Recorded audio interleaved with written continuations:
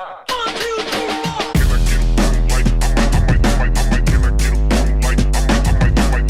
me successful. Ladies and gentlemen, I'm very excited today to have Darren Piper on the episode.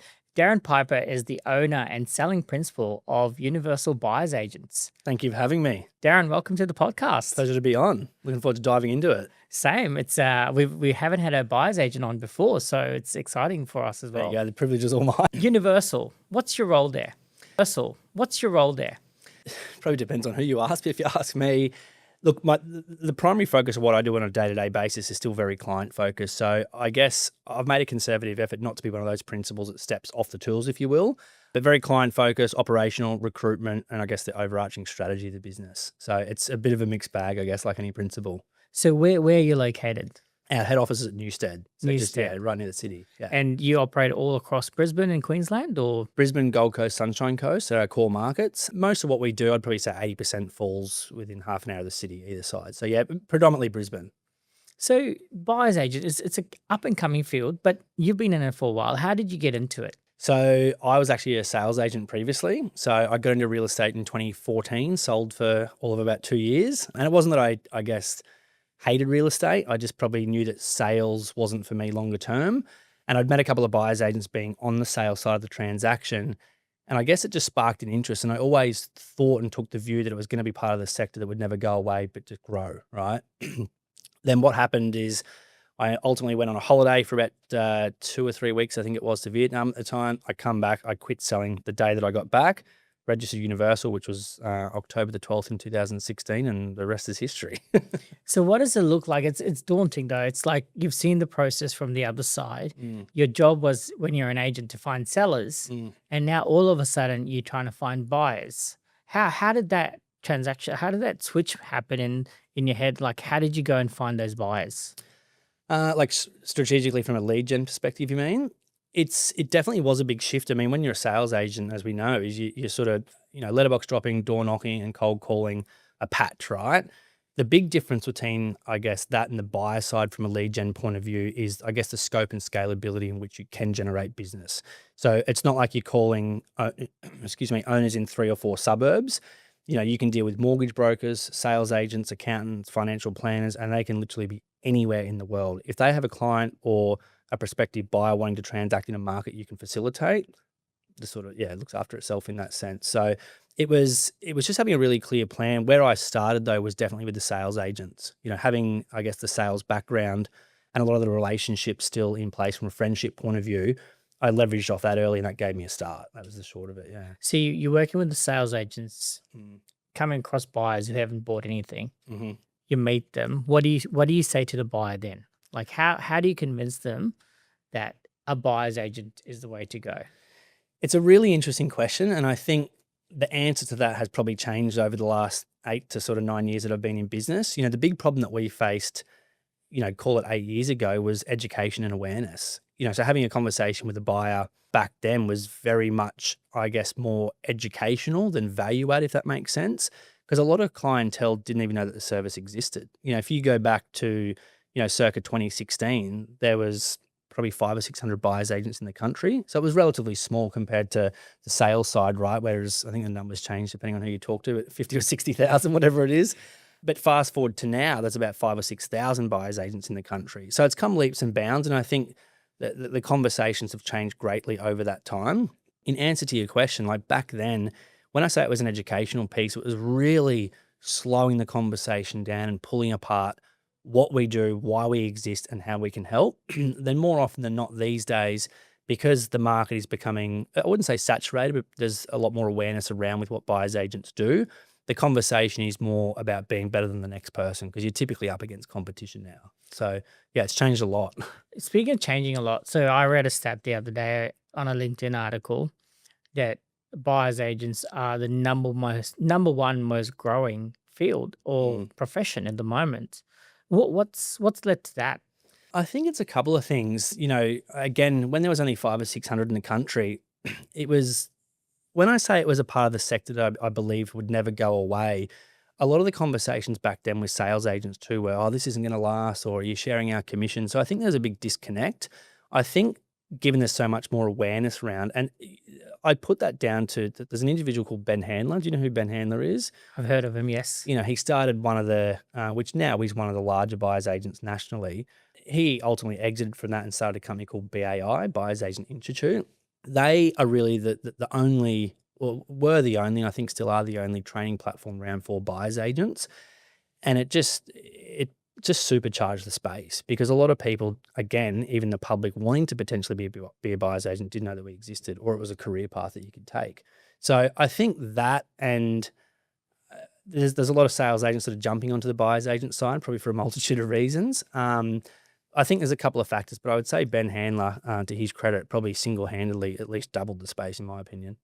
I think there's a misconception. So we sort of look at it and some people think it's an easier role. It's like, oh my God, we're trying to find sellers, buyers are everywhere.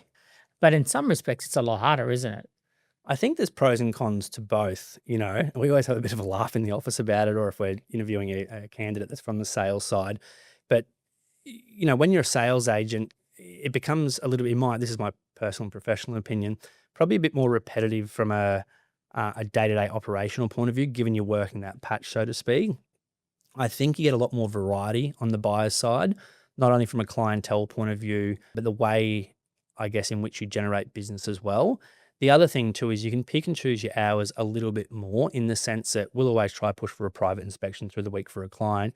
Saturdays are always busy, but you're not as loaded as maybe a sales agent. You first open home at 8:30 or 9 right through till 3 o'clock, because we've got through the midweek inspections. And the other thing too is a lot of our clientele, and each agency is different, a lot of our clientele are based down south. So if they're in, Sydney or Melbourne, like we'll never meet them. I couldn't tell you what 60 or 70% of our clientele look like, which is a weird thing to think about, but it's just the reality of it, So the clients are trusting you because they haven't met you.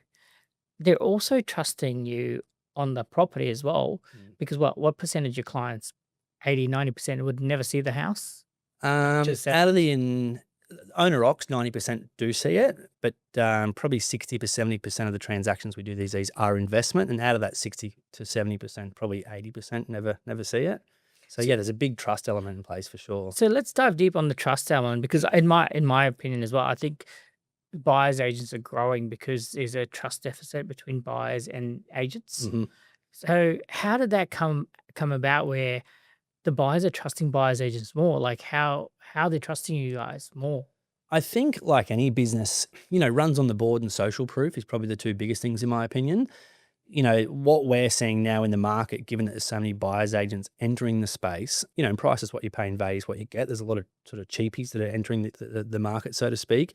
But I think to build trust, you've got to have, number one, that rapport. Number two, the experience, because it's a fee for service. So if you're a client engaging me, I would think that you would want to know like what our track record's like, some of the statistics around the business, the team structure. So there's a lot of things, I guess, that we have that maybe a lot of the newbies entering the space, so to speak, don't. And that's fine. That's part and parcel. Like, everyone's got to start somewhere.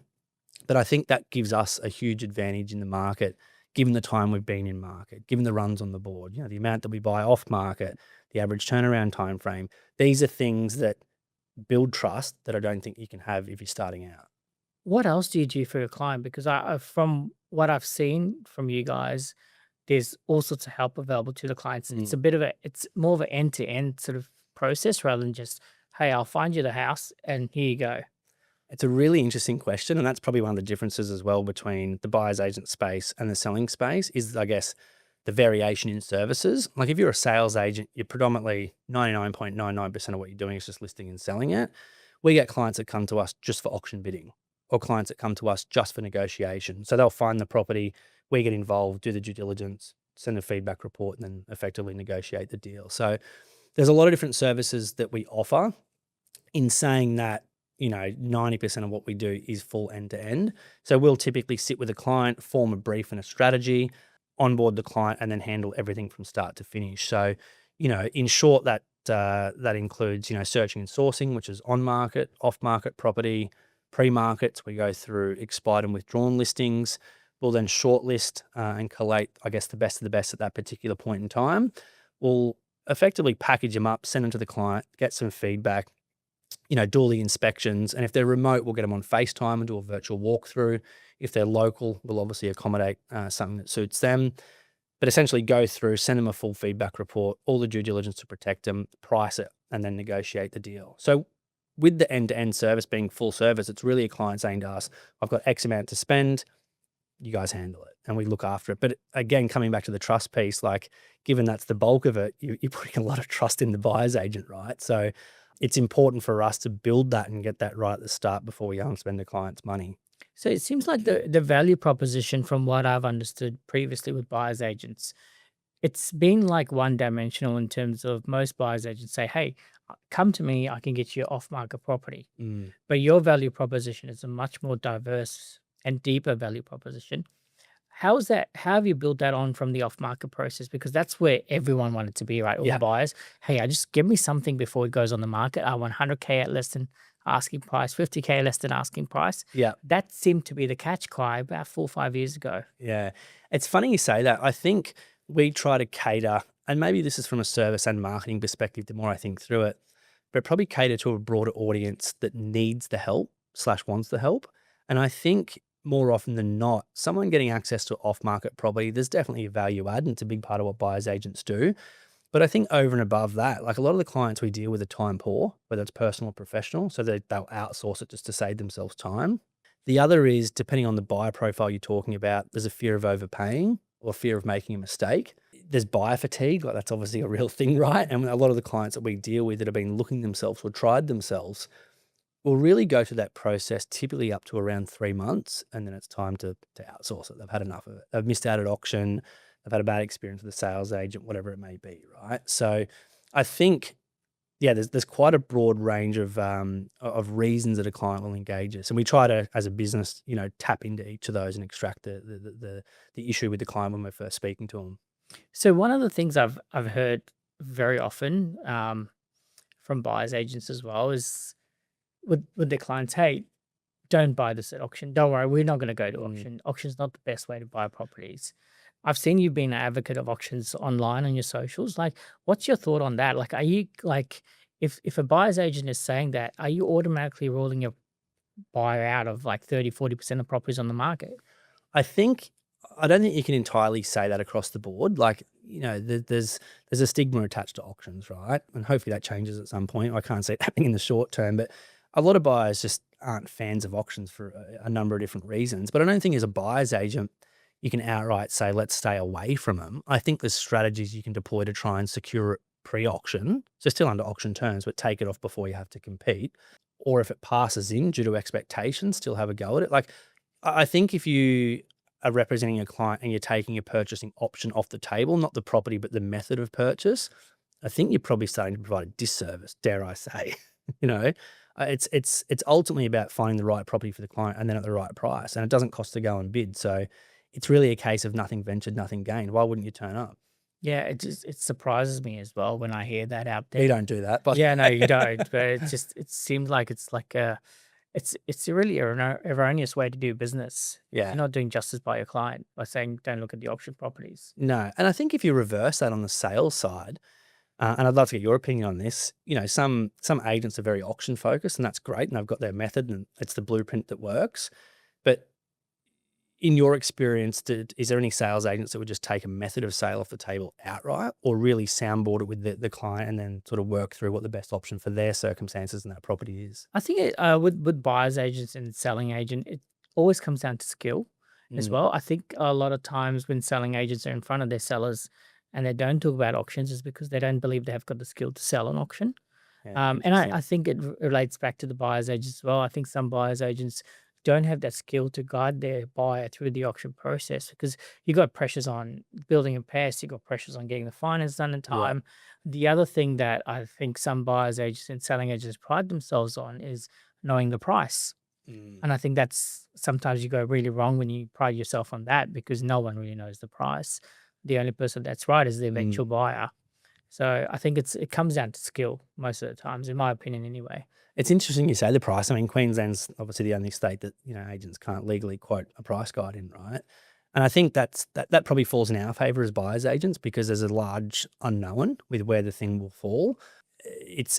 I guess that's where a lot of the risk comes in from a buyer, right? Because if there's no price guide and they don't really know how to do their own due diligence or run their own comps, you're going in blindfolded. So I think to have a professional on your side is, makes sense in a lot of ways. But Yeah. again, if you don't know the process and don't back yourself as a buyer's agent, it's probably a bit of an issue. Yeah, no, I think that's because there's so many agents coming in the marketplace, there's so many buyers agents coming in the marketplace. So I think there's a lack of skill that becomes a real issue out there. Now, speaking of price, Yep. lots been happening in Brisbane. Yeah. It's surging compared to Sydney, compared to Melbourne. There's a stat out there that says by 2029, our average house price will be higher than Sydney. What have you seen? What have you seen the patterns evolving, happening in the Brisbane marketplace last 12 months? And where is it going to go? Yeah, look, it's at the tip of everyone's tongue at the moment. The first thing I'll say is I don't think anyone's got a crystal ball. I think we've learnt that off the back of COVID with what happens with property prices. What we're seeing though is, I'll look at the unit market in the city as a quick example, right? That has probably surprised everyone. We went through a glut in 2016, 2017. There was an oversupply. Nobody wanted them. Developers were offering 10 or 12% commission, whatever it was, couldn't Yeah. get rid of them. That stock sat there. And then when supply really shortened up off the back of construction costs, the supply got met and unit prices skyrocketed in Brisbane City. They haven't largely slowed down, and I think that's still due to supply. Like I think until developers start, getting things out of the ground and sort of really pushing forward on that front, and the big boys in town are still doing it, but a lot of the sort of second and third tier developers are just sitting on sites at the moment. So I think until supply really loosens up, I think the apartment market will still do quite well. The housing side of things, finished product because no one wants to renovate, has done extremely well. I'm actually starting to see that probably taper off a bit. There's been a couple of sales in the city in the 3, 4, 5, 6 mil range that I thought would have really gone well and above what they did, and they didn't. So I think there's some value there. The biggest pool of buyers that we see though is that like probably 1 to 1.5 in a city, because you've got upsizers, downsizers, you've got first home buyers, you've got interstate investors at that price point. That's the part of the market from a price segment point of view that I think is probably going to do the best, purely based off demand. Yeah, I think when you look at the buying patterns as well, like what we're seeing in Brisbane South is 800 to 1.4.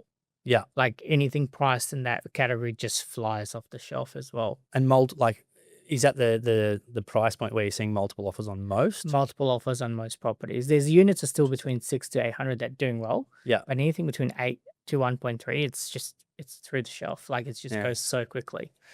Yeah, it's interesting. I can't see that slowing down, but I think with what's happening at the moment, the longer you leave it, the more expensive it gets, right? So it's cheaper to sort of get in today. And these are conversations that we're constantly having to have with our clientele, right? It's managing expectations, probably no different to the sales side. Do you have buyers that say to you, I'll wait it out? Like I think the market's going to go down. What do you say to them? Because it's not going to go down. Like that's one thing in the crystal ball. Next 6 months, we know the interest rates are going down. There's more demand. Yeah, I think it comes down to just really how serious they are as a buyer. I think whether they'll admit it or not, it's the sort of the coulda, shoulda, woulda mentality. I think deep down inside they know that they're probably a 50-50 if they're going to transact or not. I think there's certain type of clientele that you could put an absolute no-brainer of a deal in front of and they'd still hum and ha about it, We try not to deal with those clientele, those type of clientele, but you always get them. And I think it's, there's an obligation or a duty of care on our side to sort of educate them because they're a client, right? To really illustrate why it's a good deal at that particular point. And I think the other thing is a lot of people try to, forecast what will be. And again, you can probably do that to a degree, but not longer term. And I think, at least when it comes to investing, like it's a long-term play. I think a lot of people try to pick the bottom.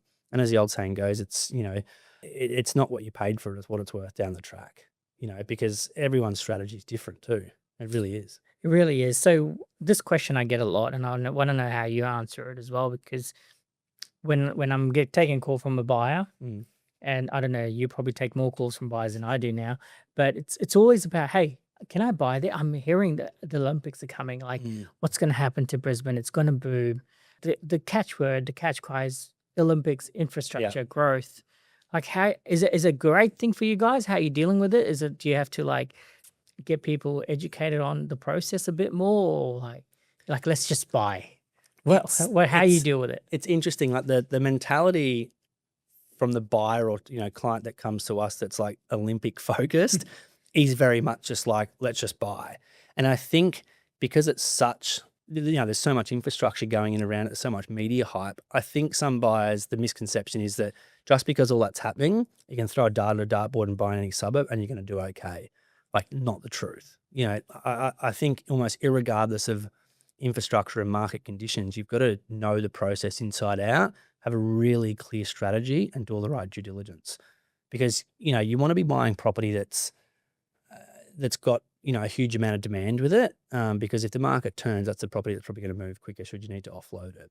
And, that's always an interesting one too, because you'll go through a property with a client and there's a lineup a mile long and some buyers go, well, I don't want to buy that one. I want to buy property B because no one turned up to it. And so you've sort of got to look at it commercially. Why are people turning up to this and not the next? Yes, it's a bit of a pain in the backside that there's 30 people here at the open home, but I know which I'll be buying.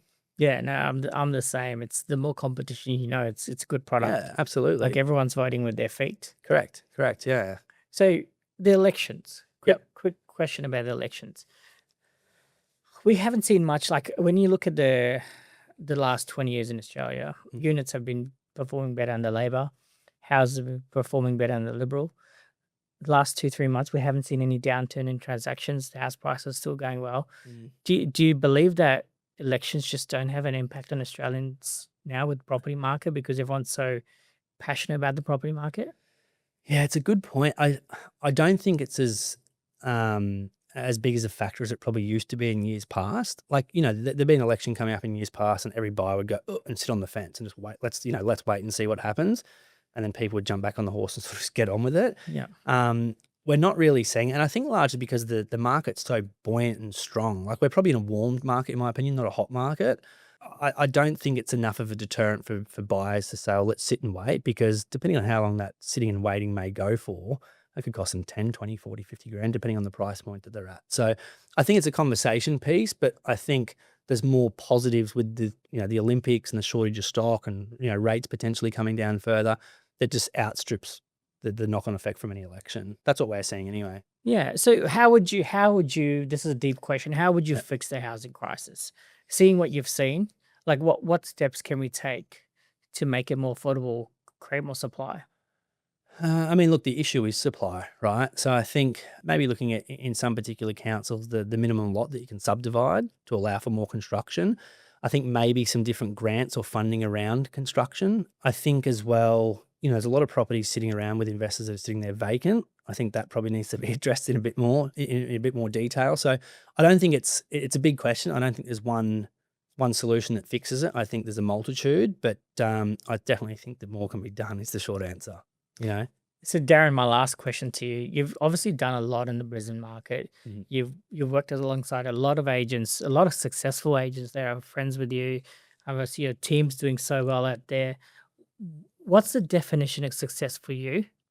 And what's the future for Universal Buyers Agents? Oh, you finished with a big one. Always finish with a bang. My definition of success, I think it changes. I think it's a moving target.